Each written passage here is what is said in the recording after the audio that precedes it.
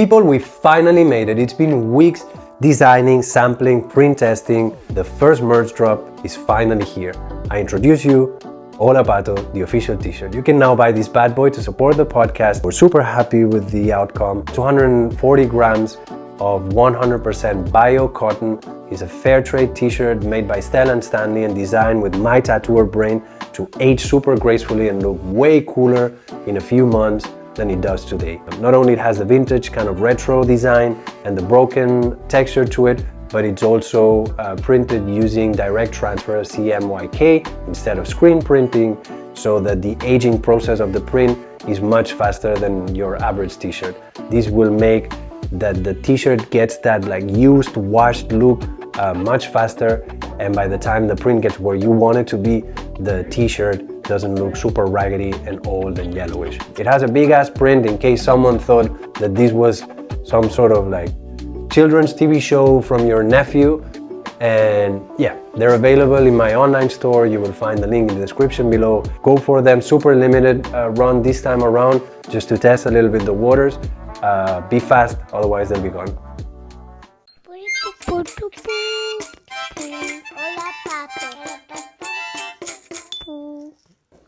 Welcome to Hola, Pato, the sexiest half an hour of smooth jazz in the FM.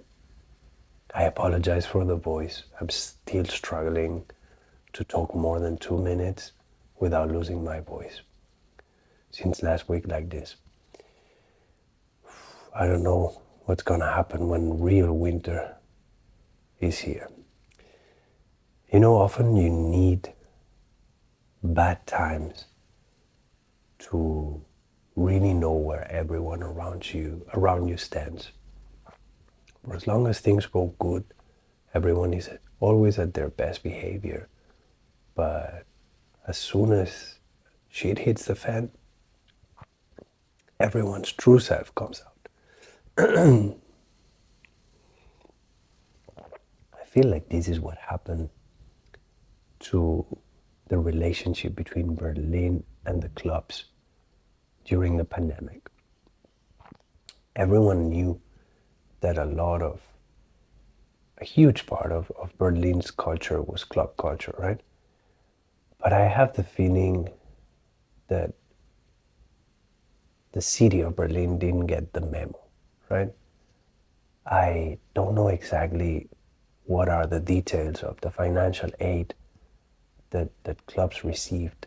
I don't know if there's a very different way they're being treated now that the danger zone is behind us compared to the way they were treated before. But I do know that the official position from the government, or at least the city, has completely changed. There's a before and an after the pandemic when it comes to the way club culture is perceived. Now it's perceived as legitimate culture, which was about fucking time. And I cannot help but wonder who is gonna be next. And although one could maybe make a case for street art, I don't know that Berlin is worldwide pioneer when it comes to street art. Certainly not its place of birth. Certainly not where the biggest stars are. It's very I don't know, within the city's DNA, but I don't know that it's the most relevant place worldwide. Tattooing, on the other hand, I could make a strong case for that. And I'm of course not talking about regular tattooing seen as a craft, like I always do. Any type of genre. If we look at tattooing from that perspective, Berlin loses. It's not the most technical city. It's definitely too DIY. And people are too wild here. But it has definitely been pioneer when it comes to signature tattoo. A few years ago, the most creative tattooers were allowed to have their unique take on a bigger genre. And a really niche audience that was really into that genre would be able to identify 2 or 3 distinctive traits that tattooer had within the genre and seek them out and consider them their style. But this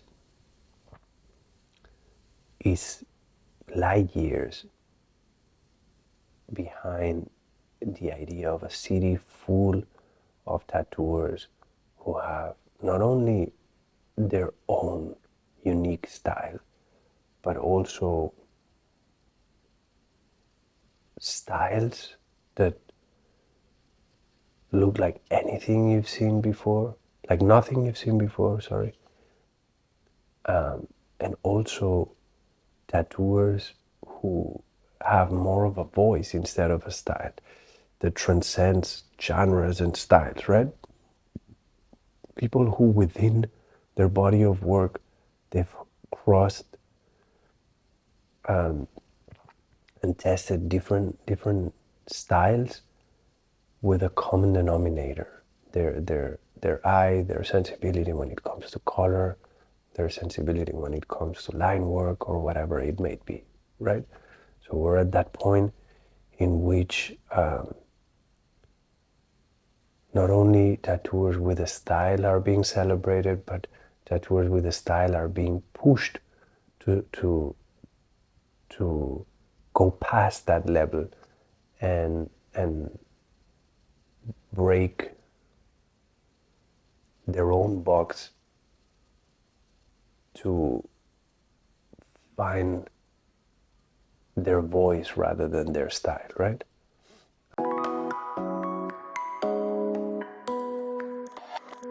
Today's episode is brought to you by Skillshare.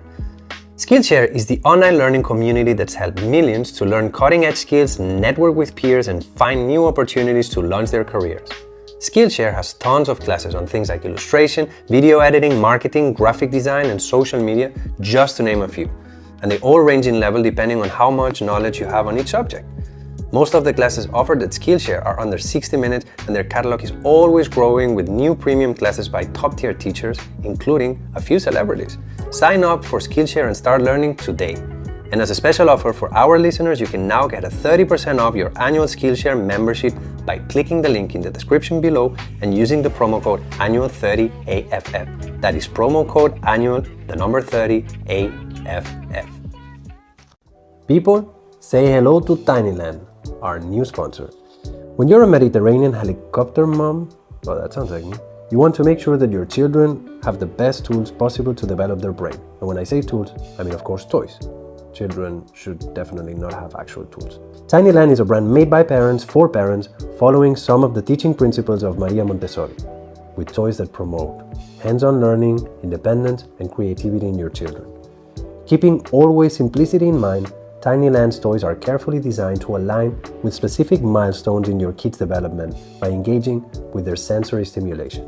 Head now to tinylandus.com and discover premier quality, eco-friendly toys and home decor made from the best natural materials. And as a special offer for our listeners, you can now get 10% off your purchase by clicking the link in the description below and using the promo code TINYLAND2023. That is promo code TINYLAND and the numbers 2023.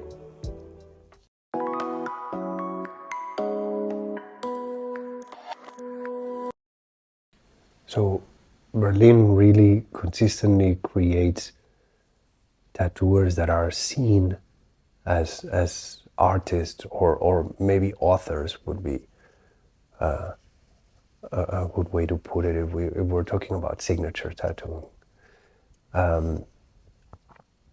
Sometimes these authors come together and create like a trend or a movement or a genre that then gets quickly exported to the rest of Europe and after that to the rest of the world. But I think we're not great at then preserving that style and cultivating it and having it evolve. Maybe black work would be an exception, but for the most part, a lot of things originated here and then they were given as a present to the world, and other people did the groundwork of turning that trend into a timeless genre in a way. But definitely when it comes to free thinking individuals that, because of how less technical this city is and how punk rock DIY it is, you have a bunch of people that are challenging the rules and are creating things that you've never seen before. And when you have a bunch of artists like that, it's difficult to replicate the work that they do. So more often than not, people seek the origin source when they really fall in love with that style. Now, I don't know how much tourism this generates. I do know that a lot of people book an entire holiday around a tattoo session. I know that there's every time more and more collectors that they go on a Euro tour, kind of, hopping from city to city to get tattoos from their favorite tattooers. I don't know how much money this generates for the city, but it definitely puts a lot of eyeballs, not only when it comes to visitors, but also new inhabitants. I feel like there's a lot of tattooers who seek that sense of artistic challenge in the city and they move here, whether it is to find their community or just for a tiny bit to kind of push their level a little bit. And I don't know, when we leave the techno culture, techno music and club culture aside, I don't know when was the last time that Berlin was this relevant, internationally speaking, when it comes to culture. I don't know, I think it's been a long time, maybe, I don't know.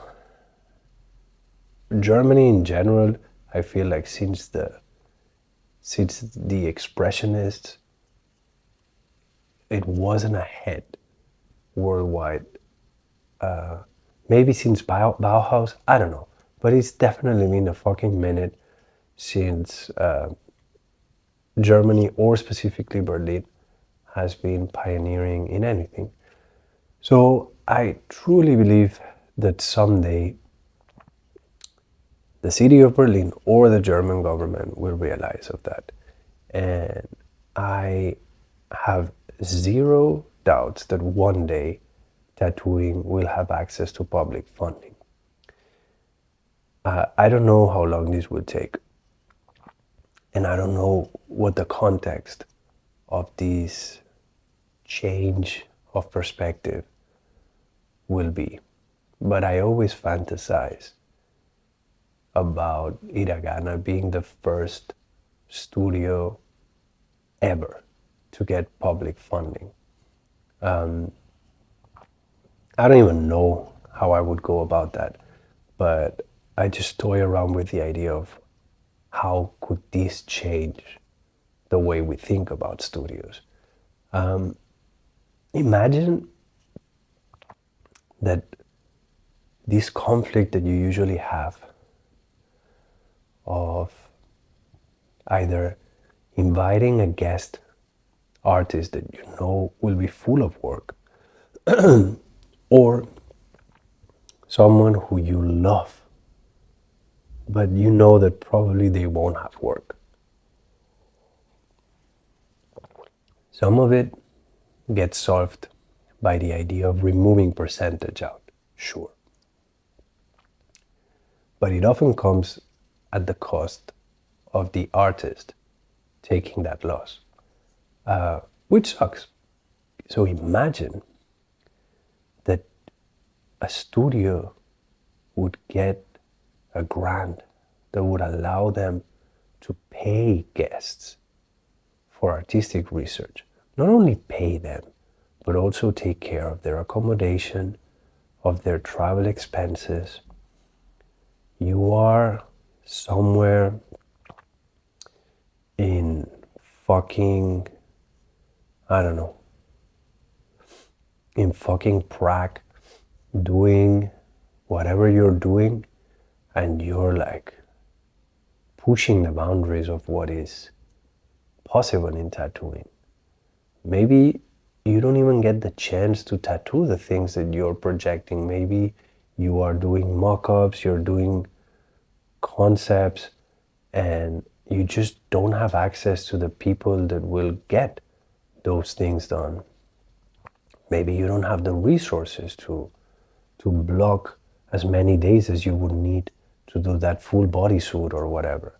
And then someone in Berlin takes notice, reaches out, and goes like, hey, we have a grant and we can afford to invite 4 artists every year that we feel will push the boundaries of what is possible in tattooing.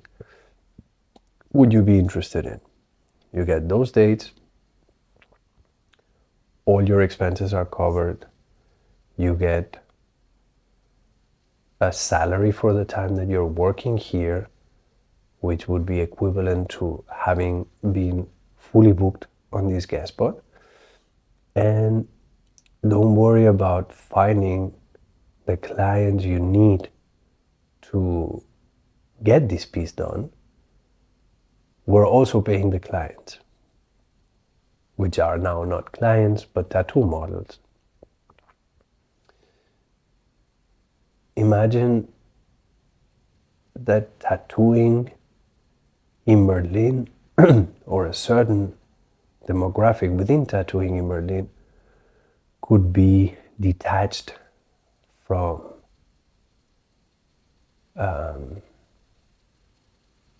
the market,